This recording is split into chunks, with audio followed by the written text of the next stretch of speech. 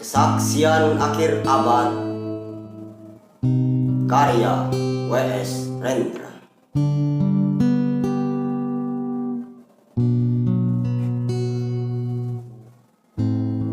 Ratap tangis menerpa pintu kalbuku. Bau anyir darah mengganggu tidur malamku. Oh, tikar tafakur. Oh, bau sungai Tohor yang kotor. Bagaimana aku akan bisa membaca keadaan ini?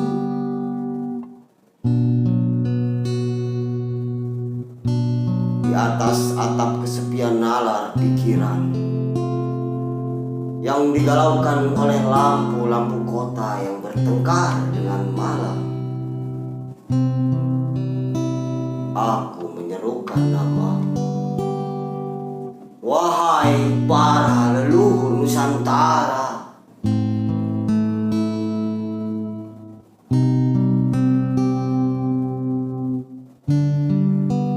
oh Sanjaya, leluhur dari kebudayaan tanah. Oh Purnawarma, leluhur dari kebudayaan air. Kedua wangsamu telah mampu mempersekutukan budaya tanah dan air.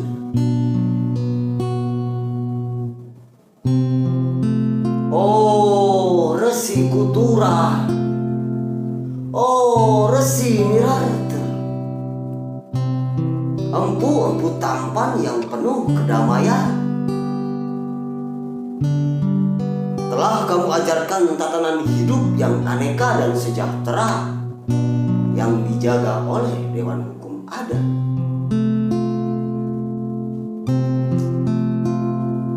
Oh, bagaimana aku akan bisa mengerti bahasa bising dari bangsaku kini?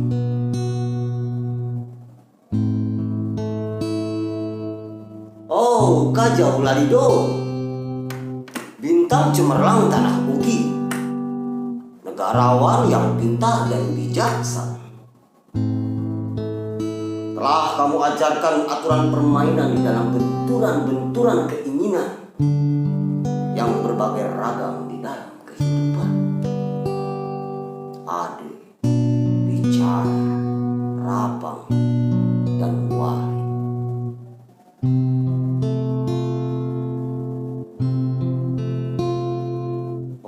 Lihatlah wajah-wajah berdarah dan rahim yang diperkosa muncul dari puing-puing tatanan hidup yang porak-poranda.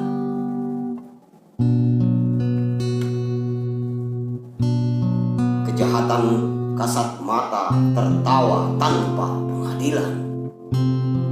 Kekuasaan, kekerasan, berak dan berdahak di atas bendera kebangsaan.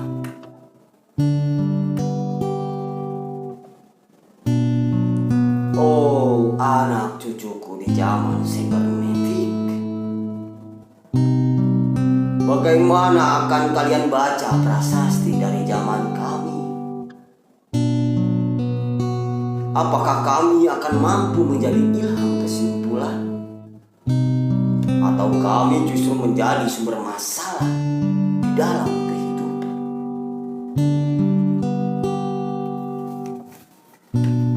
Dengan puisi ini aku bersaksi bahwa rakyat Indonesia belum merdeka. Rakyat yang tanpa hak hukum bukanlah rakyat merdeka.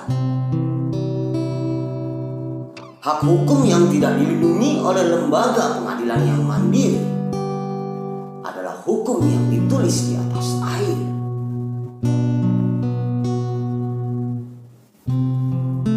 Bagaimana rakyat bisa merdeka bila polisi menjadi aparat pemerintah dan tidak menjadi aparat hukum yang melindungi hak warga negara?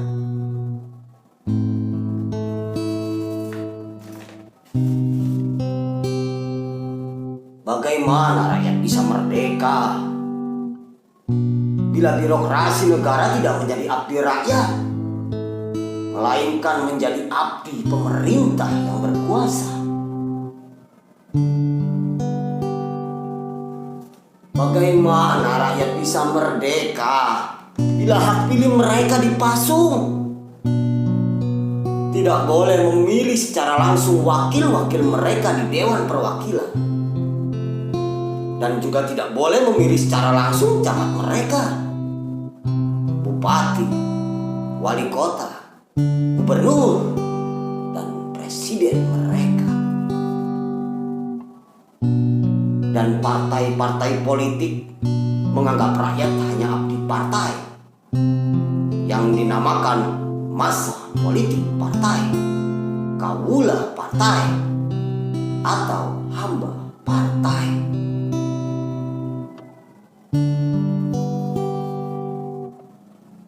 Bagaimana rakyat bisa merdeka bila pemerintah melecehkan perdagangan antar daerah dan mengembangkan merkantilisme dendels sehingga rela menekan kesejahteraan buruh, petani, nelayan, guru, dan serdadu berpangkat rendah?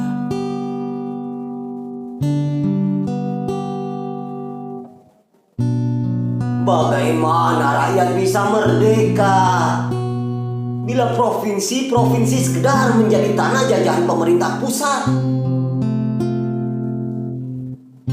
Tidak boleh mengatur ekonominya sendiri, tatanan hidupnya sendiri, dan juga keamanannya sendiri. Ayam, serigala, macan, ataupun gajah, semuanya peka pada wilayahnya. Setiap orang juga ingin berdaulat di dalam rumah tangganya. Setiap penduduk ingin berdaulat di dalam kampungnya. Dan kehidupan berbangsa tidak perlu merusak daulat kedaerahan. Hasrat berbangsa adalah naluri rakyat untuk menjalin ikatan daya cipta antar suku yang penuh keanekaan kehidupan, dan memaklumkan wilayah pergaulan yang lebih luas untuk merdeka bersama.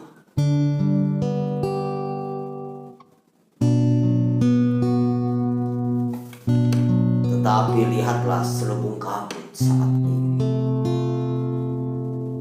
Penjajahan tatanan uang, penjajahan modal, penjajahan kekerasan senjata, dan penjajahan partai-partai politik masih merajalela di dalam negara.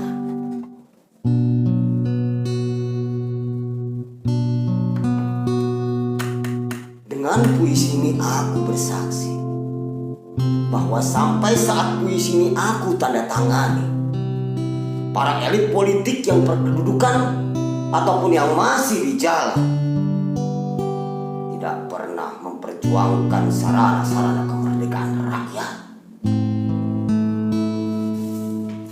Mereka hanya rusuh dan gaduh memperjuangkan kedaulatan golongan dan partainya sendiri. Mereka hanya bergulat untuk posisi sendiri. Mereka tidak peduli kepada posisi hukum, posisi polisi, ataupun posisi birokrasi. Dengan picik, mereka akan mendaur ulang malapetaka bangsa dan negara yang sedang terjadi.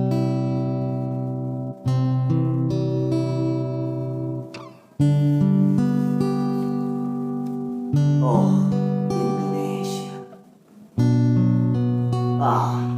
Indonesia. Negara yang kehilangan makna.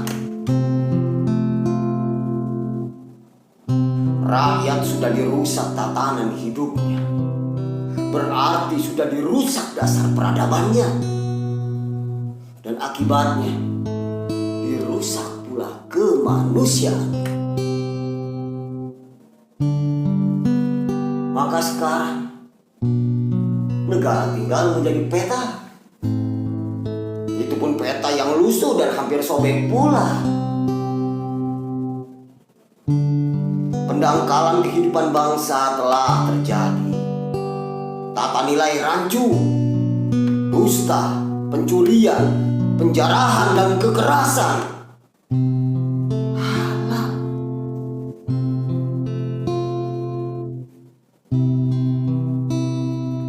Manusia sekedar semak belukar yang gampang dikacau dan dibakar. Paket-paket pikiran mudah dijajakan. Penalaran amarah yang salah mendorong rakyat terpecah belah.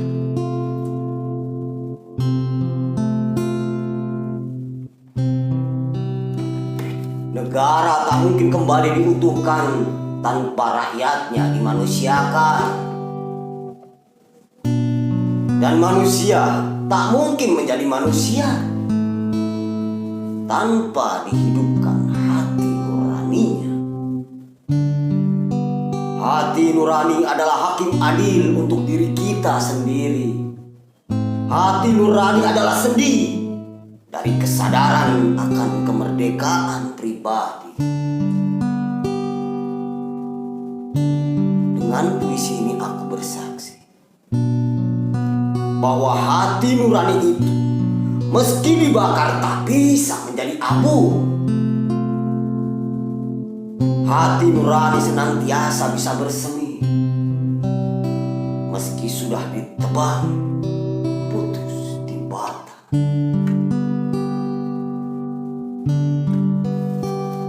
Begitulah fitrah manusia, ciptaan Tuhan yang Maha